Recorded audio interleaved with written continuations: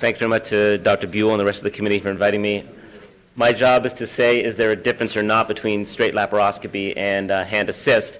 There's a little bit of redundancy, but I'll try and go over some of the data, which of course is quite limited. I'll give the disclaimer right up front. There obviously is no randomized data we've seen, and we're going to have to deduce from other trials. There is some randomized data in the colorectal literature, which was something I learned in preparing this talk, and I think in conjunction with what we heard yesterday from Dr. Nelson, we should try and take some lessons learned and build upon their experience and learn from their mistakes and their difficulties to try and make any trial we put together more successful. So again, we've done all this before, expertise in open and advanced laparoscopy. I think that's a critical combination, and to try and do this without expertise in one or the other is doomed for failure. We've seen this all. You can do pretty much any procedure can be done laparoscopic. We saw some elegant videos yesterday that can be done both hand assist or totally laparoscopic, and we'll have to work out how to integrate the hybrid method with the hand assist and the totally laparoscopic and how we want to integrate those into the field. These are the two main ports that are out there.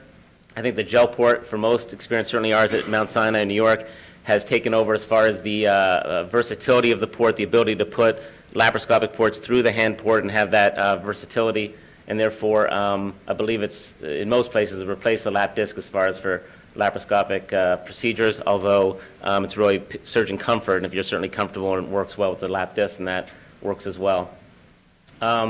Considerations we just heard about from Dr. Thomas, trocar placement, hand port placement, they can certainly get in the way more than they help. It's important, if that's going to be an option, that you consider, that you plan that ahead of time with marking it out based on the patient's anatomy, where the tumor is going to be that you're going to be resecting or what lobe.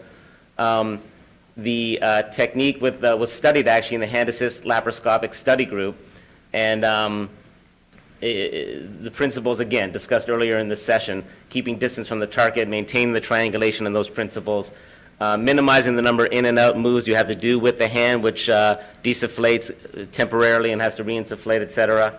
And it's also important, if you don't plan ahead, that, again, as we've heard, it doesn't necessarily make things easier. It sometimes makes things harder and more difficult, and it's important to anticipate that as you proceed with your procedure.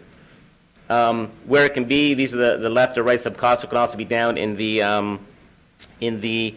pelvis or in the right lower quadrant. It's really wherever it works out and where you want to plan it.